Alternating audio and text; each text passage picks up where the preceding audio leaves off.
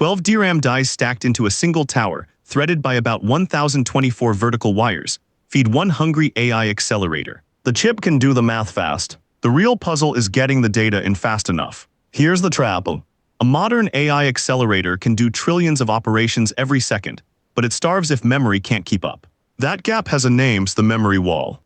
Ordinary GDDR memory sits off to the side on the board, and it simply can't pour data in fast enough for a big model. HBM was built to break that wall. So why stack the chips at all? Start with the shape of the problem. Spread memory chips flat across a board and the wires connecting them get long. Long wires waste energy and add delay. HBM does the opposite. It builds up, not out. Instead of laying 8 to 12 DRAM dies side by side, it stacks them into one tall tower. Picture a 12-story building where every floor is a memory chip. Engineers call a 12-high stack a 12-high. That tower packs far more capacity into each square millimeter than flat memory ever could. And here's the quiet payoff. When the chips sit directly on top of each other, the wires between them shrink to almost nothing. Short wires. Short wires mean less energy burned moving each bit, and less time lost to signal delay. The same data that crawled across a board now travels a fraction of a millimeter. But stacking chips into a tower creates a new problem. How do you get a signal from the bottom floor to the top when they're fused together? You can't run wires around the outside of a solid block. The answer runs straight through the silicon. To connect 12 stacked dies, engineers drill copper columns down through the chips themselves. These are through silicon vias or TSVs, and a single stack carries about 1,024 of them. Think of them as elevator shafts punched through every floor of the tower, letting a signal drop from the top die to the bottom in one straight line. But there's a catch. Silicon chips are normally too thick to drill 1,000 clean holes through and still stack a dozen high. So each die gets ground down to tens of microns thin, thinner than a human hair. Only then can thousands of these copper columns pass cleanly through the whole stack. The thin dies are then bonded together with tiny solder balls called microbumps, dabs of metal that both hold the floors together and pass signals between them. Line up the copper columns, drop in the microbumps, and the 12 separate chips fuse into one behaving unit. To the accelerator, it no longer looks like 12 chips. It looks like a single, very tall block of memory. So the tower is wired top to bottom. But wired with what exactly, and why does that 1,000-wire count matter so much? Now the number that names this video. HBM's superpower isn't speed, it's width. A single HBM stack talks to the accelerator over more than 1,000 data wires at once, roughly 1,024 of them. Compare that to ordinary GDDR memory, which uses around 32 wires. HBM has over 30 times as many lanes running in parallel. Why does that matter? Because bandwidth, the total bytes you can move per second, is width times speed. You can win either way. Run a few wires very fast, or run a huge number of wires a little slower. HBM bets on width. 1,000 slower lanes moving together beat 32 fast ones on total data delivered, and they do it burning less energy per bit, because slower signals are cheaper and cooler to push. Picture a highway. GDDR is a few lanes at high speed. HBM is 1,000 lanes at a calm cruise, and far more cars still arrive per minute. That's why the headline number here is the wire count, 1,024, and not the clock frequency. The wires are the story. But 1,000 connections have to physically reach the accelerator somehow, and no ordinary circuit board can carry that many. Here's where the packaging gets clever. 1,000+ connections can't just be soldered across a normal green circuit board. The wires would be too long, too sparse, and far too slow. So the stack and the accelerator both sit on a shared slab of silicon called an interposer. The interposer doesn't compute anything. It's a passive base layer, a piece of silicon whose only job is to carry incredibly dense microwiring between the memory stacks and the accelerator die.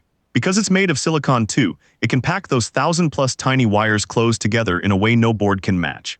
Everything, the HBM towers and the big compute chip, gets mounted onto this one interposer inside a single package. Engineers call this 2.5D packaging. Not chips stacked directly on chips, but several chips sitting side by side on a shared silicon floor.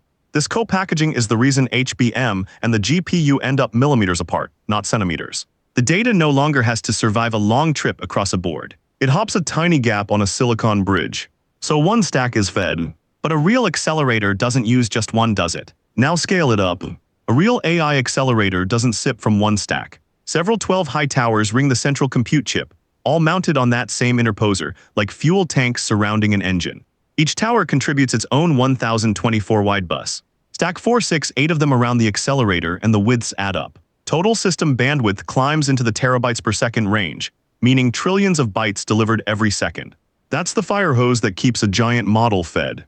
But this design is not free, and it's honest to say why. First heat. 12 dies fused into a solid tower trap warmth in the middle, and cooling the inner floors is genuinely hard. Second yield. Drilling 1,000 clean copper columns through a dozen razor-thin dies is delicate work, and one bad hole can ruin a whole stack, so a lot of them fail in manufacturing. Third cost. That silicon interposer is expensive to build and expensive to assemble. All of this is why HBM shows up in data center accelerators costing many thousands of dollars, not in a budget laptop. You pay for the fire hose. So what does the whole machine look like once every piece clicks together? Step back and the whole machine snaps into focus. 12 DRAM dies fused into a tower. About 1,024 copper columns drilled straight through to wire them into one wide device. A silicon interposer holding those towers millimeters from the compute chip. Together they form a short, absurdly wide fire hose aimed right at the accelerator. And this is the quiet truth about modern AI. Everyone fixates on raw compute, on trillions of operations per second. But a fast chip that can't be fed just sits there idle. Bandwidth is what actually lets a giant model train and run, and HBM is the technology that delivers it. Remember the puzzle from the start: the chip was fast but the data couldn't get in. Now you can see the fix in one image. 1,000 vertical wires, running straight down through a stack of 12, are exactly what keep that hungry accelerator from starving. Here's the one idea to carry out of this. When you read that a new AI chip is faster, ask a second question: how fast can it be fed? The bottleneck in modern AI is rarely just the math. It's memory bandwidth. That's exactly why companies fight so hard over HBM supply, and why it's one of the most expensive parts in the whole system. The next time you see a headline about a record-breaking accelerator, you'll know the real hero might be a stack of 12 chips and 1,000 tiny wires hiding underneath. So the whole trick is this: HBM wins by going vertical and wide, not fast. 12 floors, 1,000 wires, one short path to the chip. Next up, we'll open the newest towers, HBM3E and the coming HBM4, and see how engineers are cramming even more bandwidth into the same tiny stack. Subscribe and we'll take that one apart next.